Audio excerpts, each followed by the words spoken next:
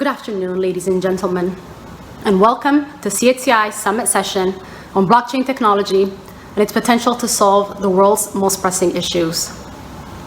My name is Winta Menges, and I'm the Senior Director of Corporate and Foundation Relations at CHCI, who helped put together this session, which I'm hoping you'll enjoy. On behalf of CHCI, I would like to thank our strategic partner, IBM and Workday, for their generous support of this session. Now, before we begin our panel, I would like to introduce our panel host, Congressman Darren Soto, and our moderator, Cleve Mesidor. Congressman Soto represents Florida's 9th Congressional District, which includes Central Florida, all of Osceola, and parts of Orange and Polk counties, and is home to many of the people who make Orlando's theme parks world-renowned. Congressman Soto's district grows more citrus and raises more cattle than anywhere else in the state, and has explored the furthest reaches of the galaxy from the Kennedy Space Center. Congressman Soto serves on the House Committee on Energy and Commerce, as well as the House Natural Resources Committee. He's also the co-chair of the Congressional Blockchain Caucus. Now, for this panel, we have an excellent lineup of leading blockchain experts who will discuss blockchain and the promise it holds to tackle some of the most pressing issues impacting Latinos and our broader society. To help us moderate this very important and timely session, we are delighted to have Cleve Mesidor, an expert on blockchain who leads the National Policy Network of Women of Color in Blockchain. Cleve is the founder of Logos, which is the first decentralized social platform exclusively for activists. She publishes a weekly newsletter, Blockchain Buzz, and sits on the board of Value Technology Foundation. I hope you enjoyed this session, friends. And please, don't forget to continue the conversation on social media with the hashtag CHCIHHM20. I'm looking forward to what will be a dynamic panel discussion. Enjoy. Hi, I'm Congressman Darren Soto. For years, we've seen how emerging technologies such as blockchain improve the lives of so many while serving as enablers of social, economic, and environmental growth. Emerging technologies will be at the center of the 21st century economy, but will also be a driver of societal and social benefits. It is vital that the United States maintain its leadership in these areas and maximizes these benefits. In my work in Congress, I've been fascinated by the potential for blockchain technology to significantly improve identity management, asset tracking and ownership, healthcare records management, intellectual property rights, and so much more. There are so many use cases that have a profound potential to change the world, like financial inclusion, COVID-19 contact tracing, protecting consumer privacy, and even remote voting. I know a few speakers that will discuss several of these items in more detail, but it is an honor to be a leading voice in Congress on such important issues and help drive these vital policy discussions forward. As our nation evolves towards the emerging technologies of the 21st century, we cannot leave our Hispanic community behind. Blockchain has better numbers of diversity and representation than the traditional tech sector, where 81% of computer coders are Caucasian males. We must continue the push for technological access and resources for underrepresented communities so that more have access to these jobs of the future, but also so technological development is maximized through a diversity of contribution. By nature, we're forward-thinking, innovative, and always searching for the next best thing. We are all too aware of the many problems we have seen in our lifetime and the lack of improvement we've seen for many of them. Blockchain may not be the silver bullet for everything, but the things it can assist with, I believe, can be an absolute game changer. There's a reason such breakthroughs are referred to as transformational. Making advanced technology accessible to communities of color not only spreads opportunity, but it also catalyzes progress. The future of emerging technology is bright. It will impact generations to come, and our community must be prepared. Thank you.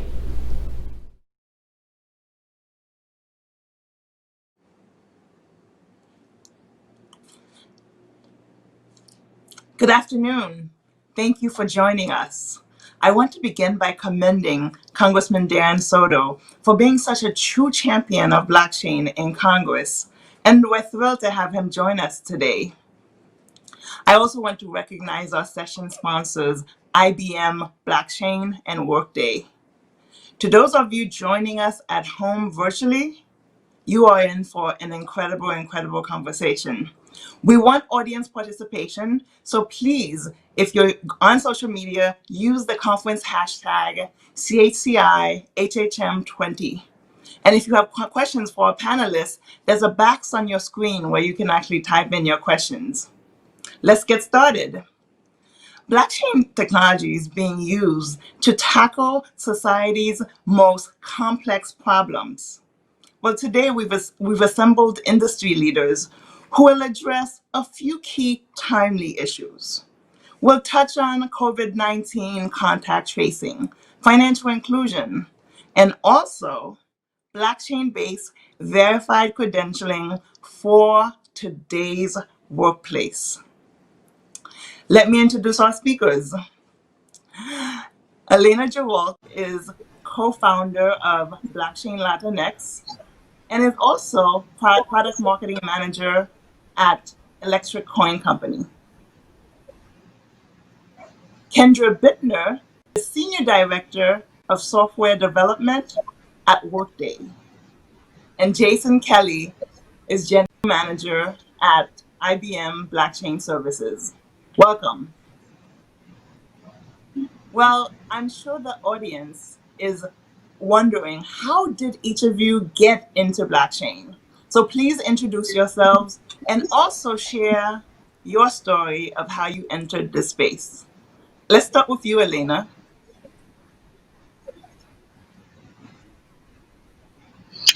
Hi, everyone. It's a pleasure to be here. I first got interested in cryptocurrencies in 2018. I was researching Bitcoin adoption in Venezuela. At the time, I was getting my MBA at NYU. I am currently on the product marketing team or the marketing team at Electric Coin Company.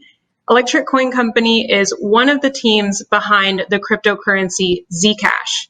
Zcash is a really awesome, fascinating project, kind of at the bleeding edge of innovation and research in the cryptocurrency space. The core values of Zcash center around digital privacy and economic freedom. Thank you, Elena. Kendra? Hi, everybody. Very nice to meet you. My name is Kendra Bittner. I'm Senior Director of Development at Workday, where I'm leading the development efforts for our blockchain-backed digital credentials platform. For those of you that are new to Workday, we are a leading provider of enterprise cloud applications for HR and finance, helping our customers adapt and thrive in a changing world. Founded in 2005 with our headquarters in Pleasanton, California, and offices around the world, we've digitized processes for recruiting, onboarding, learning, and compliance for a population of over 39 million workers. I got interested in blockchain technology because I'm a consummate learner. I love understanding new technologies, not necessarily for the tech itself, but for how it can be applied to solve real-world problems. I am super excited by what blockchain can do to help address issues around onboarding, credential verification, career advancement, and individual privacy for employers and workers across all industries and around the globe. Interesting. Jason? In this case, you saved the least for last. Listening to Elena and Kendra, I must say I'm honored to be with such a panel and glad to be with you here in the team. I'm Jason Kelly. I'm the general manager for blockchain at IBM. IBM's a 109-year-old startup, and I have had the privilege of starting our blockchain business in the company. The question was, how did I get into blockchain or find my way there in IBM? Prior, I was leading about a little bit more than $1.5 billion US dollar portfolio of solutions. And there was this little bright, shiny thing called blockchain that had a lot of hype because of the great things that people like Elena were doing in cryptocurrencies. I discounted cryptocurrencies and said, well, it's got to be something in the data. we kicked off a company-wide effort in blockchain because I was a pessimist, and I said, well, I'll go ahead and invest in it. Let me see if I can do something inside. And we learned inside our company that, in fact, blockchain delivers on the promise of trust, transparency, and shared outcomes. And with that, we then launched it globally, and we're enjoying it now across on just about every continent except 170 countries. So I'm very excited to be here with you to talk today. Thanks.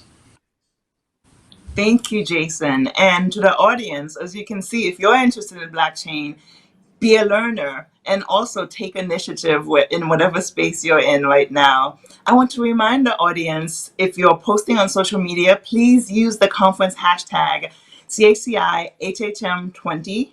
And also, if you have questions, there's a box on your screen where you can actually post your questions. Before we dive in, we want to make sure the audience understands blockchain. So Elena is actually going to provide a brief, simple definition for our audience. Elena? Yeah, I really empathize. I know blockchain can be a very intimidating word, so I'm going to try to put it in its simplest form. If you want to think about kind of what is blockchain, why is it important, the best place to start is to just think about it as a new way of sharing and storing information, right? And I actually like the definition from the World Economic Forum. They define blockchains as an open, decentralized database for transactions of value. And decentralized really means multiple parties can use the database, but no single party controls it. So far, so good. The first application of blockchain was, of course, Bitcoin, and it launched in 2008. Bitcoin is a cryptocurrency. And this is where I think people get tripped up a little bit. Not all cryptocurrencies use blockchain, and not all blockchains are cryptocurrencies. There's actually many, many different types of blockchains, from enterprise solutions like Workday and IBM to really fascinating kind of small decentralized grassroots projects. So there's a lot of variety in this space.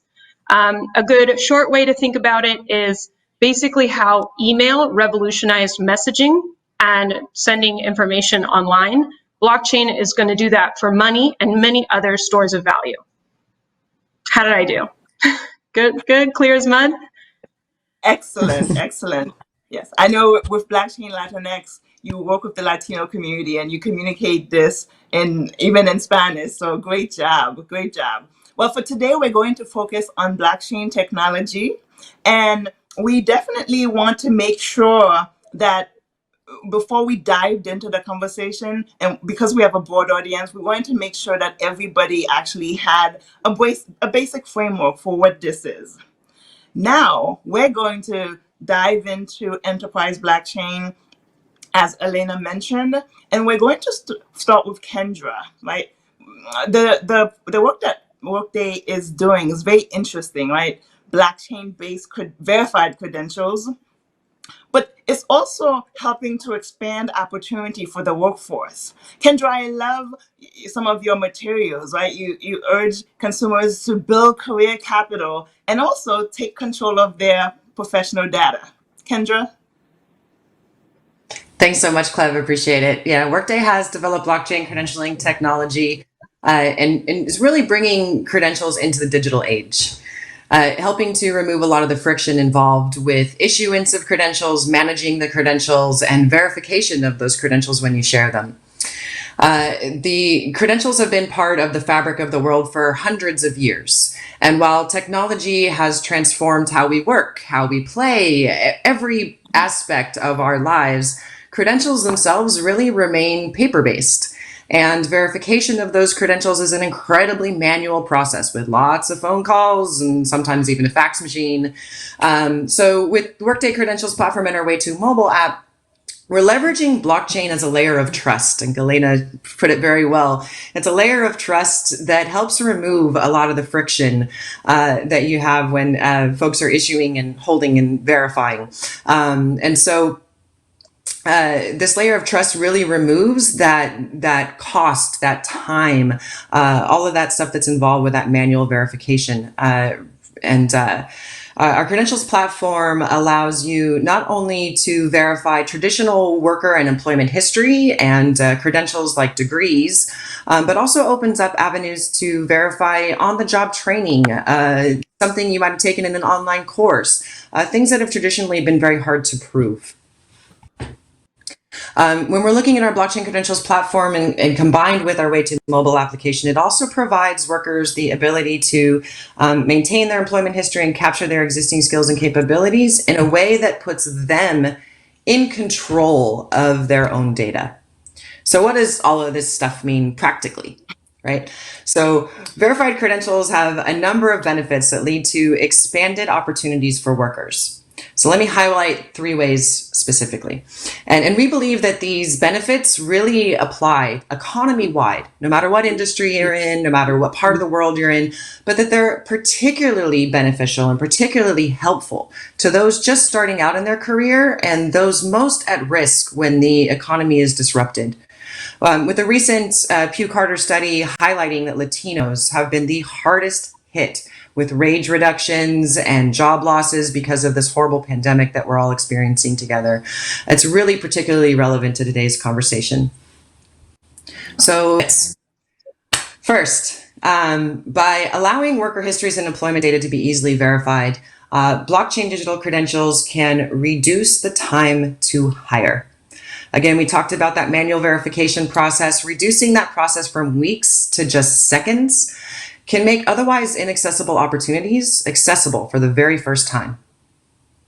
Secondly, by providing a tool that can help to capture newly acquired skills, again, that on-the-job training, that new thing you just learned, that online class you just took, workers will be able to grow their skills and build their career capital in a way that they never have before and really open up additional pathways for them in their careers. And finally, with the widespread adoption of blockchain-enabled verified credentials managed directly via a mobile wallet application, we're going to see an increase in worker mobility and allowing them to move more seamlessly through the economy and apply their new skills wherever opportunities happen to arise. Wow, fascinating. I know for our audience, with the new landscape we're in, everyone's concerned about the workforce, right? And how the workplace is changing. And it sounds like Workday is positioning us for the innovation workplace that actually is evolving. Now, turning to, Jason, COVID era, right? And so there's so many uncertainties, but it's been interesting to see what IBM is doing and with its enterprise blockchain and working with industry partners to actually address COVID. So please tell us a bit about what you're doing, what you're leading at IBM Blockchain Services. It's interesting. It really builds on something that Kendra started there with Workday, and that we actually, Team IBM and Workday, are part of an effort with the White House in order to, and the Congressional Blockchain Caucus, in order to use blockchain to advance the workforce of tomorrow. It's something that as we've teamed with Workday, with Salesforce, with LinkedIn, this thought of opening up new markets was already happening well before the pandemic. And this thought of credentials really for all of our teams of color who are already disadvantaged. Think of COVID as only shining a light on that, where we know that, in fact, where there was a challenge, now it's a bigger challenge. We found that credentialing before COVID was important in this thought that it opens up new markets. People that we see for tomorrow's needs. Every year, there's 700,000 tech jobs that go unanswered, and those jobs don't require a 4-year degree. They can require a 2-year degree, but credentialing some of those certifications and those degrees are hard to do. And so we were trying to, and have successfully, along with partners, as you called out, that we work with, along with Workday, to say, look, how do we get people not from white collar or blue collar, but as what we call new collar jobs? And we get them into new collar jobs with a new way to credential them. So there's this asset called credentialing that's out there, and people get it, because no different than Elena called out with crypto, there's really, you can call out, as Congressman Soto said, there's all these use cases, hundreds of them, and really they just boil down to 3 simple things. It's either tokenization, and that's where, Elena, you can smile, because I say tokens to people and they think I'm talking crypto, but I'm really saying digitization of physical assets. That's all crypto is. So tokenization, and then identity, and that's identity of people or things, of entity identities as well. You know, is that property, right? Or is that product, is it authentic? And then provenance, so TIP, and provenance is from knowing from path from beginning to end. So if you take those three basic items and think about this example of what we were already working on globally from a credentialing, we said, oh wait, here's a new challenge. Here's a new challenge to use those three things in a higher purpose or for a higher purpose. And so our first thought was, just as Kendra, we said, well, we already have credentialing. Shouldn't we go ahead and think about how do we credential all of the doctors and nurses in the U.S.? We started with U.S. that need to work across state lines because their licenses, if we all remember, wouldn't transfer. So how can you credential that? How could you create one credential capability, and then when we pull down state lines, you still have to credential? And wouldn't it be good, of course, for those who want to volunteer at different hospitals to credential them back and forth? And also know where that supply is going. So this thought of a value chain and supply chain of people was our next thought. And that led to our even larger launch of what we called Rapid Supplier Connect.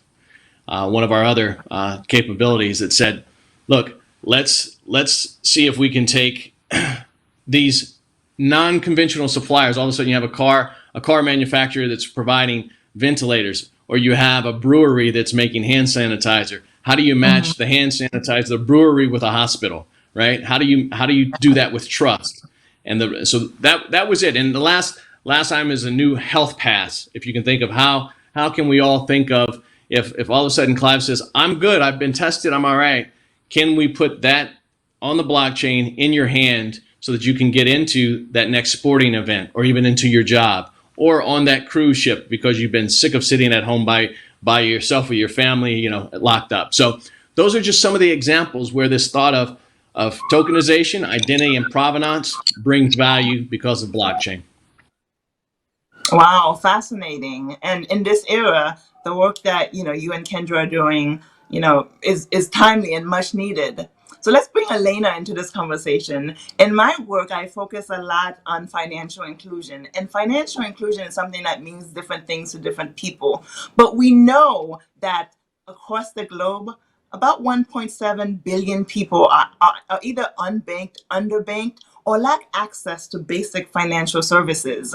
Now, there's a lot to tackle there. But one of the areas where we see excessive fees is remittances, right? This is the diaspora communities across the globe sending money back home, and having these high fees where the monies they're sending to their families are only a fraction are getting there. So this is a fascinating area where blockchain technology is being leveraged. Elena, tell us a bit more about financial inclusion, remittances, and some of the work that you're doing. Yeah, I'd be happy to. So of that 1.7 billion club that you talked about, the 32 million of those households, so 32 million American households, are underbanked or completely unbanked. So that's a stat, hopefully, to bring it home so we can see this as not something that's a faraway problem or around the world that Americans don't have to deal with or think about. It's absolutely something that affects quite a high percentage of Americans. So let's take a step back. Definitely one of the most cited use cases for cryptocurrencies is this idea of financial inclusion. And the reason for that is because one of the core value propositions of cryptocurrencies is that you can use them without having to depend on a financial service provider like a bank. So if you think about the kind of mobile money tools that we really love, like Venmo or PayPal or Cash App even, a lot of times you can't use those tools unless you can connect it to a bank account or a credit card. And if you don't have a bank account or you don't have a credit card, that means that you're excluded from participating in that economic activity. So think about those 32 million American households who don't have access to these financial services. And now Put on top of that, that more and more of our lives are going online. So digital financial infrastructure really needs to be inclusive if we're not kind of leaving those that group behind. Okay, so what does this look like in practice, right? Like, how are people using cryptocurrencies? Something that I've seen that has been really powerful is in this use case of cross-border payments, specifically remittances. In August of this year, Bitso, which is one of the largest cryptocurrency exchange platforms in Latin America, they processed 7% of the monthly remittances between US and Mexico. That's huge. If you want to know more about, like, what are the trends for how Latinos or Hispanic populations are exchanging value with their family, this is something you want to keep an eye on and you want to learn more about. So why is all of this important? Kind of like I mentioned, as we move more and more of our lives online, we're seeing a widening of this digital divide. So it's super important to understand how tools like blockchain and crypto can actually narrow that gap and close that divide. So Clev, you asked, what's Electric Coin Company doing in this regard? Earlier this year, we launched a program called Crypto in Context, which is a program that brings together crypto industry leaders with people in underserved communities. And the idea behind this is we really need to create more dialogue and more collaboration, because if we're going to build an inclusive financial system, we need to make sure everybody has a seat at the table from day one. And because crypto is relatively new, a lot of these tools and platforms are still being built. So we have an enormous opportunity to kind of redesign the future so that it's more in line with the inclusive values that we share. Very helpful, and a pretty broad overview there. Now, before we move on, I know for this audience, right, they are interested in what's happening in Latin America, and certainly what's happened in Venezuela is an interesting case study. So please update us on that before we move the conversation forward. Yeah, absolutely. So Venezuela is definitely an example of how this technology cuts both ways. On the one hand, Bitcoin and cryptocurrencies have absolutely been a lifeline for so many Venezuelans, as the bolivar has lost 99% of its value and continues to lose value, and the country, which has been in an unprecedented economic and humanitarian crisis, kind of shows no signs for getting better anytime soon. So that is, on the one hand, a very promising use case for cryptocurrencies and censorship-resistant digital currencies. But on the other hand, the dictator in the country, Nicolas Maduro, actually attempted to launch his own cryptocurrency. And thankfully, it was a failed attempt. It was widely regarded as, not a successful project. And the cryptocurrency there is the Petro, in case anybody has heard of it. So I want to kind of underscore here, like was mentioned at the beginning of the panel, crypto is not a silver bullet. It is a new tool in our toolbox that we're using to tackle really complex issues. But it's a very powerful technology. It really can empower Latinos in oppressive regimes, as is the case in Venezuela. And we really need to make sure that our regulatory frameworks make sense to be responsive in this really dynamic global economy that we live in. And it definitely is a global economy. And one of the things I love about crypto, I know about blockchain that we all do, is the fact that it's borderless, right? And we are approaching these issues, for global mindset. I want to remind the audience again, please join in the conversation. If you have questions for our panelists, there's a box on your screen that you can actually use for that. And if you're posting on social media, please use the hashtag CHCIHHM20, right? So now let's shift the conversation to a topic that I know the audience, is wondering about, right? Because people are very concerned about privacy, right? So let's talk about ways that the blockchain sector is being responsible, how we're building secure products and services that are on trusted platforms and that actually protects consumers, right? So let's kick off this conversation with Jason. As you say, Clive, you hit a point, this thought of sustainability, taking care of consumers. And at the end of everything that we've talked about here yet this afternoon is the consumers at the end. That's ultimately the judge of whether it's a consumer that needs to have remittance, whether it's a consumer that needs to be credentialed, whether it's a consumer that needs to make sure they have PPE or can prove that, in fact, they do not have COVID. So ultimately, in any value chain, at the end is a consumer. And so it's this thought of making that value chain transparent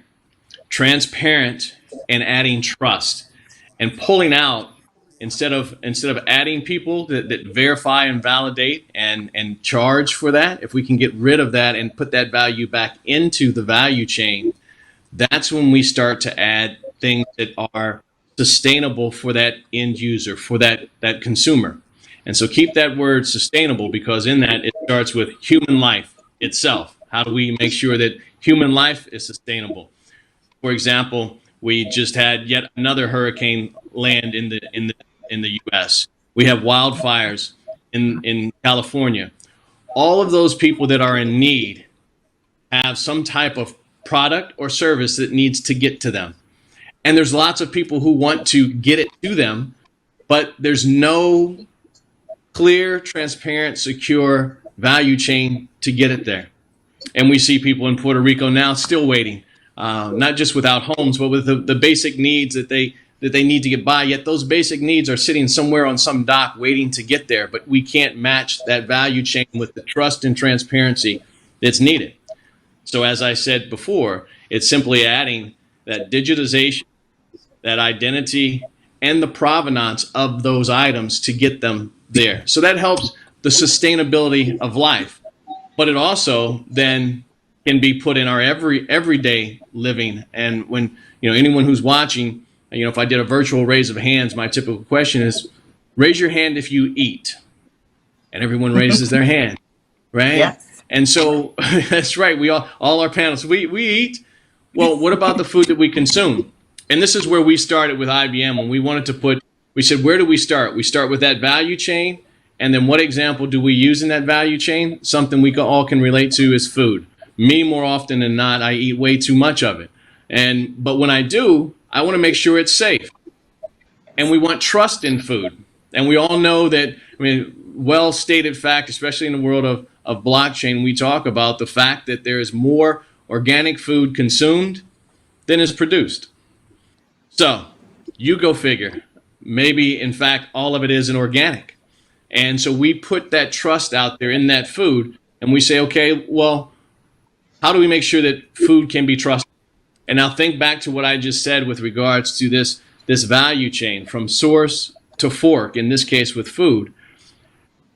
I'll give you one example. Walmart, the world's largest retailer, but also the world's largest grocer, worked with us when we started this first effort in commercial blockchain, industrialized, scalable, global blockchain. They said, well, we'll partner with you on food trust. It used to take Walmart 7 days, which was considered world-class, to find a foodborne illness in any type of food scare. And so we can all think about it. I think it was romaine lettuce was one of the last leafy green scares that we had. Well, what does seven days means? For 7 days, they're throwing it all away. That's world-class. Throw away all the food for 7 days. When they put that value chain of the information on the blockchain, and they said, now let's see how long it takes us to go from source to retail back. Went from 7 days to 2.2 seconds because it was there. There were no more brokers of the data. Everyone could share their data that they wanted to share in the way that they needed to share, how they needed to get it. And in that case, that's a great example of saying we just took something along with a business partner and an entire ecosystem, as well as that farmer or that grower who could be exposed in this. Because we talked about the big box Walmart, and no one's going to cry that Walmart had to throw food away for seven days. I've heard this time, and they said, what about the farmer at the other end who's saying, I can't sell my goods now? Yes. And not just not the conglomerate, the the cooperative is what I'm saying, the co-op, but the individual farmer who's trying to feed the family and has a very small crop out the back. So we start talking about sustainability. The big sustainability with a capital S is nice, but when we think about the smaller sustainability that goes back to the individual on the other end of the value chain, remember there's a consumer on one end, and then there's this small player, and more often than not, especially in agriculture, that we can contribute to. So that's one example of what we've seen, and I'll finish with one last example, because people can Google it. They can look up the J.J. Smucker's company, 1850 Coffee. We jointly launched with them recently something that's called Farmer Connect, and even an app called Tip Your Farmer. If you can imagine, tracking the coffee is one thing. It's nice because most of us at some point have consumed coffee. It's a $200 billion industry. But being able to drop that tip instead of, there at the barista and do it back to the farmer shows that there's only one way you can do that, and that's with this wonderful, bright, shiny B word. So with that, that's what we're seeing across the industry. So I'll throw it back to you, Clive, because I really want to hear some of the other great thoughts here from Kendra and Elena. No, thank you, Jason. I'm sure the audience really got a clear picture of what we're talking about here and the lengths that IBM Blockchain is going to ensure that consumers do feel protected. Right? So Kendra, right? People want to build their career capital, and Workday wants to help them do that, but they want to make sure it's on a trusted platform. And at Workday, you are factoring that into the design, right? Absolutely, Clev. Privacy is so critically important. And I think, besides the layer of trust that we mentioned, that make sure that you can trust and verify that data, privacy is the other key concern here, is making sure that private data is your private data. And so with it's been fundamental to how we've built our products and services from day one. With the Workday Credentials platform and Way 2, the data itself is actually stored directly on the end user's mobile device. So that credential that has data about you never leaves your device. It's yours. There's no big Equifax database somewhere waiting to be hacked or to have your data sold to somebody that you don't know. You control that data. The only thing we actually write to the public blockchain that provides that layer of transparency are the public keys for the person that issued you that credential, your public key that says I'm an actual person. And so that when the verifier wants to say, is this credential verified, they can see that those public keys and say these are real entities, but that data itself doesn't go to the person until you decide to share it. You are in control. It's on your device at all times. And so I think, in addition to the blockchain providing that transparency, that layer of trust as things move along and get shared in different places, privacy is a key consideration and something that we took into consideration and built in from the start into the applications. And as you're building your career capital, that data is private, secure, and controlled by you. Well, I'm sure the audience is thrilled to hear that, because it's clear privacy, trust is top of mind as you're building and as you're really, being a steward for people's professional data. So Elena, privacy, trust, protection of consumers. Weigh in here. Yeah, I love what Jason was saying about transparency, and then what Kendra is saying about privacy. Like, I think the biggest message to drill home for the audience is that privacy and transparency are not mutually exclusive. You can have both. And in fact, we see this on the internet that we all know and love. Most of us probably do not know the ins and outs of HTTP, the hypertext protocol that opens up your browser. That's probably how you're watching us right now. And HTTP is one type of web browser protocol. And HTTPS is actually a more secure, more encrypted type of hypertext protocol. It's only after HTTPS was launched in the mid-90s that people actually felt comfortable putting their credit card information online and doing all sorts of digital e-commerce. And we have seen kind of in the past 25 years how much that's been a boom for us economically, but also advancing all types of things like medical research, and global collaboration. So big takeaway for everybody watching, privacy and transparency are friends. They can operate in the same space, and so often they do. So I mentioned at the beginning, I work at Zcash, or I work for a company that builds Zcash. Zcash was actually the first practical application of a really special type of cryptography called a zero-knowledge proof. Don't back away. I'm not going to talk about math today, but zero-knowledge proofs are just a wonderful innovation, like a huge leap forward for how we can verify that information is true without actually revealing any information about the specific transaction or the specific contents of what you're trying to verify. A good example of this is, if we were all post-COVID going to go out for drinks, and because we're so fresh-faced, like we probably are all going to get ID'd. You get asked your ID to prove that you're old enough. But when you do that, you're actually revealing a lot of information about yourself, where you live, how tall you are, whether or not you're going to donate your organs to science. Like, who needs to know that information at a bar? So with a zero knowledge proof, the concept is, imagine showing up to a bar and verifying that, yes, you are of that age, but you have exchanged zero knowledge in the process of doing that verification. So if any of this is interesting to you, I encourage you to please reach out to me. It really is kind of cutting edge cryptography that we're building.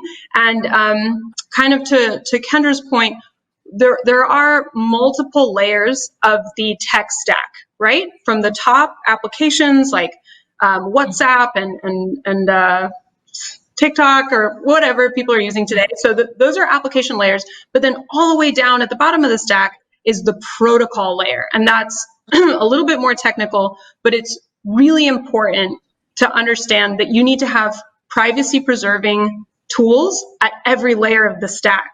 And this is the last point I'll make here about how privacy and transparency really go hand in hand. Zcash isn't happy with just building kind of a tool and throwing it out there, right? We want to build privacy in a way that is sustainable. And so we've also built in something called viewing keys that allow for selective disclosure of transactions. So if for audit reasons or regulatory compliance reasons, you want to kind of get information from two consenting parties, you can do that. So it's no good to create tech tools that don't comply with legal frameworks, that aren't accessible to populations all over the world, right? You need to build tools that people can use, and you need to do that in a way that people feel safe and secure about. So zero knowledge proofs and selective disclosure through viewing keys are two ways that Zcash is doing that. Yes. And I know the audience is, whenever we talk about blockchain, people want to know, is it secure, privacy? And it's important for them to know that the people building on blockchain are being responsible, right? Because we're looking to use these products, and our families will be using them. So that is top of mind in terms of blockchain technology. Now we're transitioning to our Q&A. We've actually received quite a few questions. And so I'm going to actually go through them, and I'll direct them to specific panelists. But if one or two of you folks wants to chime in, please let me know. We don't have much time, so we have about 10 minutes for Q&A. So here's one. Michael Novak wants to know, is the new tech mature enough to serve social good? What is it missing? Social good. Who wants to tackle that? I know, Elena, you talked about this. And certainly, I know, Jason, in the multiple projects you have at IBM, and certainly, Kendra, as you're building. So this concept of social good. Anybody want to tackle that? I'm happy to go first. Oh, look, everybody's got it. So I'll just be very quick. I think that the different types of technology that fall under the blockchain umbrella are certainly evolving and being developed at different paces. A good way to think about it is when we are piloting new medical treatments, right? There's an established process to have pilot programs to test out whether or not the technology works before it's simply thrown into the wild. So I think on a small scale, people are certainly experimenting and using quite innovative applications, at least in cryptocurrency, in the community currency space. But where we've seen really inspiring, I'll say, steps taken in the social impact space, they're almost always done in a pilot program. And it really should be that way so that you can maintain kind of the dignity of people participating in these programs. You're not having to kind of experiment with different vulnerable populations and really experimental technology. So there are certainly people who are setting the vanguard for how to stress test these use cases, and it's important work that needs to be done. Great. And Kendra, I know you wanted to chime in on this question, and we're limited on time, but I also wanted to tee this question up for you, Kendra. It is from Charles Fisher. How does a user employee control and share their data with prospective employers, vendors, etc.? Yeah, I'm sorry. Can you say it one more time? How do they? Yes. How does a user or employee control and share their data with prospective employers, vendors, and others? Yeah, absolutely. So, as I said, the Way2 mobile application that we've developed and it's a secure data storage. It's on your device. And so when you're issued a credential from one employer or, potentially any sort of other credential, a COVID credential, whatever you want to have in there, it's stored securely on your device. When you want to apply for a new opportunity or apply for a next level of schooling that requires prerequisites or whatever it is that you're trying to achieve to build up your career and your capital, they'll ask you for prove you have this prerequisite or prove that you have this previous type of experience in your career. They will, present you with a QR code or something. You can share, scan that code and share the data that lives on your phone with them securely and privately. And they will be able to see that, yes, you do indeed have that prerequisite for what you're trying to apply for. And again, that verification happens within seconds. They don't have to call back to the institution that gave you that credential because that institution's already signed it, and that signature they can see, and it's verified on that trust layer that we were talking about before. So again, it's back to the from weeks to seconds. It's really great. Wonderful. Thank you. Now, Jason, we have a few questions. I know Nina is talking about how policymakers, educators, and technology companies can prepare, Latinx community for future careers in crypto. But also there is another question from Christopher Molino about how can one get involved with working with blockchain technology with no technology degree or background. Do you need a 2-year degree? What's the easiest way? And Jason, I direct this to you because IBM Blockchain is vast in what it's offering. And it's also doing education services as well, and definitely working with entrepreneurs and large enterprises. So I'd love to hear your thoughts on these two questions. So I'll hit that. And also for anyone who wants to learn more about blockchain, they can go to ibm.com/blockchain. And there's a lot of the questions that that we've asked. There are a lot of examples. I love the one, is it real? I mean, come on. There's, it would be nauseating. Just the past year, hundreds this year of production ready environments. HTTP, IP. What Elena? It took 3 decades to be ready for business. In 8 years since inception, we are already doing the same thing with blockchain. So first, it's real, which means yes, you should get to know more about it because it's going to be the way, and has already started being the way, that we can trade, share, trust, and transact with data. And it's there. So yes, and what are ways? As I say, drop into where I gave you, the ibm.com/blockchain. That'll give you some idea. But then we also, as IBM, we see this need. You heard me talk about this deluge of jobs, 700,000 jobs that go unanswered because of the education. Do you need a 2-year? You need certifications. You can get certified. What it requires is someone who has a lot of flexibility, a lot of creativity, and doesn't think like the status quo. Because the models that we're solving for, the challenges that you heard Kendra and Elena talk about, they're not thinking, let's solve it the old way in the old framework. That's why we're happy to have people like Congressman Soto as a co-chair of the Congressional Blockchain Caucus, as well as the rest of those that understand that this is a new way to work. And I'll tell you that just as you learn the technology side, what's just as important as we've learned the technology has turned out to be about 10% of the challenge. It's just as important for you to understand the business process and the ability to help people see it through your lenses. So this is where there is a need for the talent to understand the business models by industry and to understand the basics of how do you change? How do you change the way that we've always done business? And the business examples, including some with IBM, where you can talk about great ideas that just didn't get out the market until years later. And we're like, well, we thought of that a long time ago.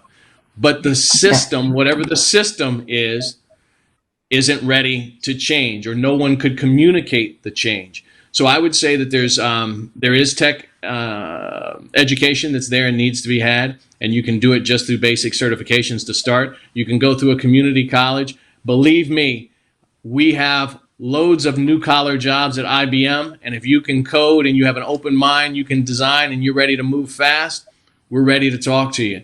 So think about that, and don't think about having to. You don't have to have a 4-year degree to do what we're talking about today.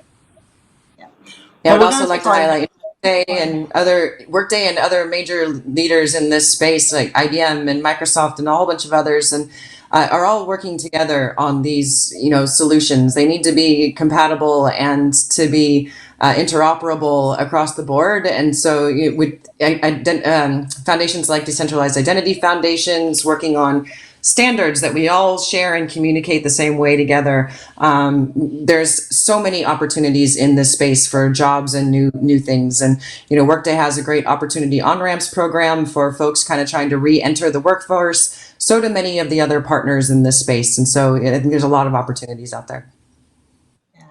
No, thank you. And we'll take our last question because I do want to give our panelists, an opportunity to share some last thoughts. But this last question came to us in English and Spanish. How can we address the digital divide in the Spanish-speaking community? I'm going to try this. ¿Cómo puede abordar la brecha digital y la identity? I know, Elena, you definitely want to chime in, but certainly, Jason and Kendra, feel free to weigh in on this last question as well. That's an awesome question. So how can we bridge the digital divide or close the digital divide, looking specifically within the Latino or Latinx community? So one of the things I hear all the time is just that blockchain stuff, that crypto stuff, it's too new. I don't want to touch it. It's too confusing. And the people who are telling me this also have WhatsApp. They are able to jump in and out of Zoom calls. They work online as well. And so, but particularly seeing how our loved ones, our friends and family engage with technology that serves them, that gives them a valuable experience and a pleasant experience. So next time somebody tells you, I can't do that because it's too intimidating, or if my uncles, like all of my family is from Venezuela and Cuba, and all of them, I'm like the blockchain kid when I go over to family reunions and just kind of like try to workshop it with people. So one thing is kind of dispelling the myth that you can't teach an old dog new tricks, or people just, it's too complicated and they can't learn. I really feel strongly that in and of itself is a huge barrier that can be removed simply by showing people other technologies that they had no problem adopting. And then the second thing I think is really meeting people where they are. So right now we need to do a better job of building more inclusive tools that that close the digital divide. Yeah. Wonderful. I would also Thank say, you. Jason, but get I in was here. going to say, challenge the model of education. Don't wait for it to happen in the schools the way it's happening, and figure out how you can volunteer if you are tech savvy. There's ways to give back. We as a company now for the last 4 years have launched something called P-Tech, which is our Pathways to Early Technology College and High School. 6-year program. Most students finish it in 4, where they graduate with a 2-year degree in technology. It's coupled with mentoring in IBM, as well as summer internships. So this mentoring piece is what's key, different than an apprenticeship, because you have people that graduate this program in 4 years, get a job at IBM, and are making more money than their entire household was before they went through the program. And so what we're doing is giving independence through new opportunity and learning in a new model that is a private-public partnership. We created the model, but I want to call out our partners, Microsoft, Amazon, Dell. They're all helping in this model. So challenge your community to think differently about how people think. Yes. We have 2 minutes left, so you each get 10 seconds to share your final thoughts. Kendra? Great, thank you so much. As the workforce evolves, expectations around privacy grow, and blockchain technologies mature, we're really going to see an increased attention on blockchain-based digital identity solutions like the Workday Credentials platform. Government policies are going to play a really critical role in enabling this innovation by providing a legal framework that supports its use. Workday supports the Blockchain Records and Transaction Act, which was legislation introduced by Congressman Schweikert that would give legal effect to records stored on and smart contracts entered into using blockchain technology nationwide. We've seen a few states' legislatures weigh in on non-crypto use cases for blockchain technology. So far, there's no concerns, but we really need Congress to be a proactive partner in ensuring that none arise. So we're really appreciative of Congressman Soto taking an interest in this bill, and we're super excited and looking forward to working with him on it. Jason, you have 10 seconds. Literally. 10 seconds. No time like the present to take good tech and use it for good. We're ready to help, and Kendra covered the congressional part of it, so thanks. We're ready to go. IBM's here to support it, and we're proud to have helped sponsor this session. Elena, you have 5 seconds. Oh my gosh. Well, I just want to say thank you for everybody, the panelists. This conversation was so engaging, and I hope the audience is thinking a little bit differently about the potential for blockchain and cryptocurrencies. If you want to continue the conversation, I would love to personally and warmly invite you to a monthly meetup group that I run called Blockchain Latinx. It's very informal, Latinos talking about the potential of this technology and what it can do both in the United States and abroad. Well, I will get the last word. Thank you, Elena, Jason, Kendra. Great conversation. Yeah, and I want to recognize our event sponsors, IBM Blockchain, as well as Workday. And for those of you who tuned in, contact our speakers. Make sure you continue the conversation on social media. The hashtag is CHCIHHM20. Please continue to engage in the conversation. Thank you. Enjoy the rest of the conference.